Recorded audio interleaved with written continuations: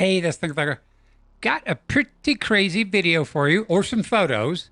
The video was posted by Rocky Mountain Sasquatch Organization. This is some photographs that were sent to them by a man who called himself Liam. And Liam claimed he and some ex-military buddies were out hiking, fishing, camping, Northern California. And late one night, they said this appeared over them, a UFO. And they believe that after they heard a ruckus, this thing here came from the UFO and then scurried off into the trees. So again, all I have to go by are these night vision photographs that they took. But the thing is, I found something pretty interesting that I want to share with you. Oh, and one more thing before we go.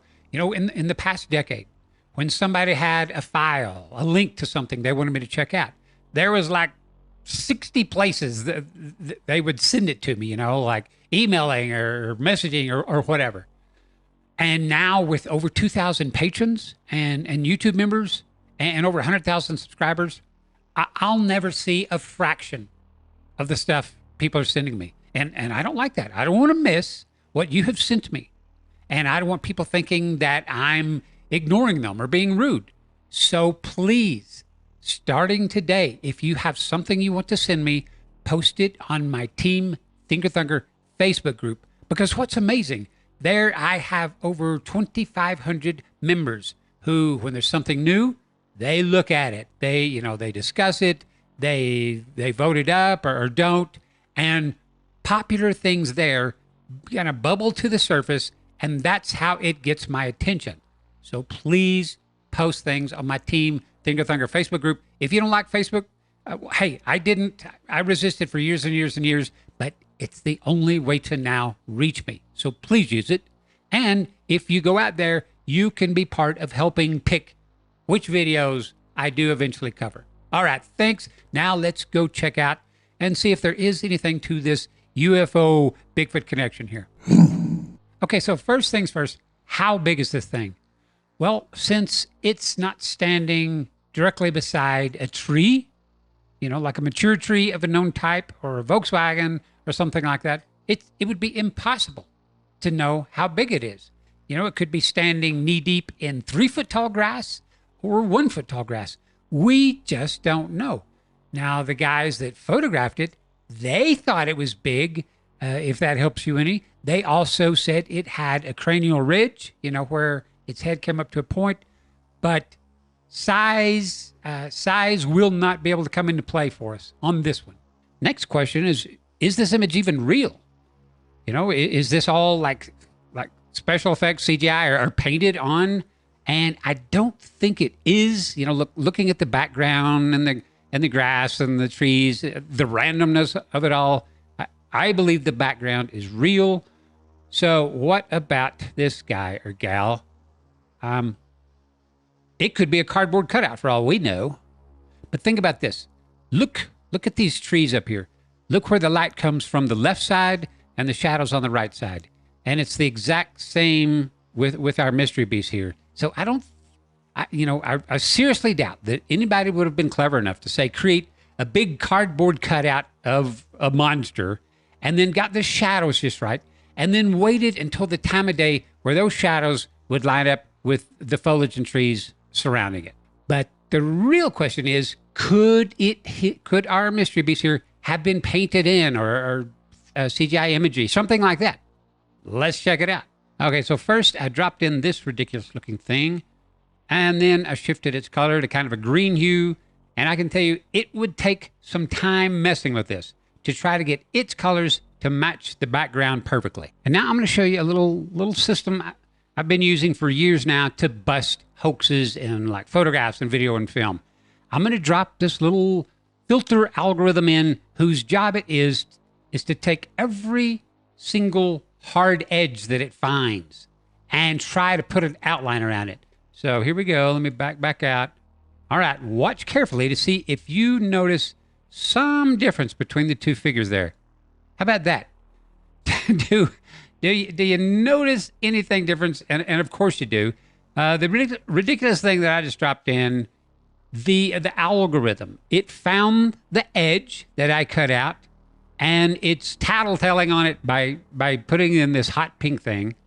And also look at the background of the original photo. All these kind of army green looking swirls and circles, and the deep blue swirls and circles, and the little green squiggly lines. I consider that a photographs or a video. It's fingerprint, all right?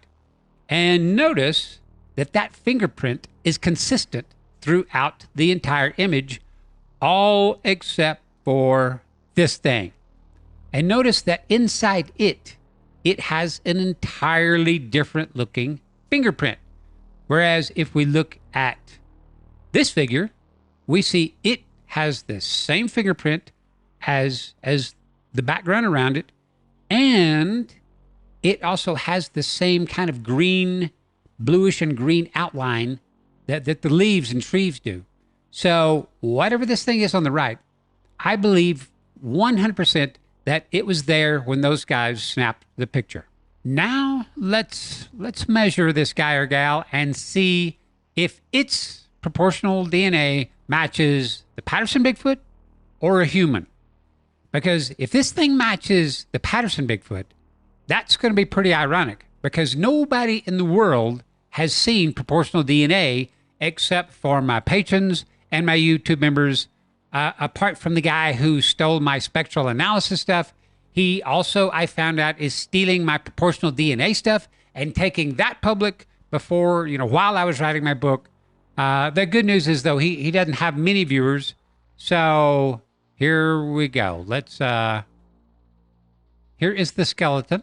And here are, and I do this to make sure I've got the joints, make sure I can find where the tailbone area is, and the hip sockets, the knees, and the shoulders. It's a little harder on the knees and elbows here because the arms and legs are bent funny, but here we go. There are the measurements, tailbone, or the torso area, upper arm, forearm, and thigh. And now, drum roll, there is the pDNA. First column is its torso. Second column is its arms. Third column is its legs. Now we only have one. We have the thigh bar, and the other I had to estimate for the shin, because we obviously don't see the shins. But we know that with the Patterson Bigfoot and with us humans, our shins are roughly the same length as our thighs. So here's the thing. And by the way, third column is legs. Its torso, arms, and legs are all the same relative length, and that is beyond bizarre, because we humans, our legs are 30% longer. Now here we've got the UFO Bigfoot on the far left. Here in the center, we have human proportional DNA. All of mankind has a torso and arms the same relative length, with legs that are like 30% longer. And the far right, we have the Patterson Bigfoot's measurements, where we see its torso, its arms, and legs are all relatively the same length, plus or minus 3%. So you tell me, which does it match? Which does the UFO Bigfoot match? Red team or green team? Humans in the center or forest giants on the far right? And of course, it matches with forest giants. So the odds of somebody pulling a hoax and getting the proportions exactly to match Patterson before the world even really knows about that? No way. So the RMSO guys and the military guys that film this, they will have no idea that the proportions of what they filmed, what they photographed, matches the Patterson Bigfoot all but perfectly, plus or minus 3% margin of error. And okay, so if we look at it and we see, well, its torso is a little shorter than Patty's, its arms seem a little longer. Keep in mind, I'm lifting these measurements from photographs. I can't have them walk into a room and measure them in person. So that's why I always say plus or minus 3% margin of error, to allow for just this little tiny little differences that don't matter. Because bottom line, does the UFO Bigfoot have legs 30% longer like we humans? No, not even close. So that thing has the exact same body proportions as a forest giant. It looks like a forest giant. Now, the thing is, it doesn't have the usual bulk that we're used to seeing. Well, we know that there are like skunk apes and things that are much smaller than Sasquatch. Or this could possibly be, a 12-year-old Sasquatch, 7-year-old. We don't know. Not every single, Bigfoot is going to be the exact same size, same bulk, no matter what its age is. So now thinking of the entire encounter story here.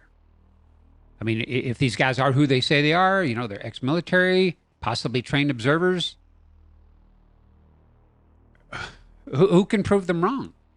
And instead of little green men, we're talking about giant furry ones. I mean, that seems counterintuitive to me, but what the heck do I know about anything like that, And I'll tell you what, based on countless eyewitness testimonies that say these guys literally vanish, and sometimes there are lights associated with them vanishing.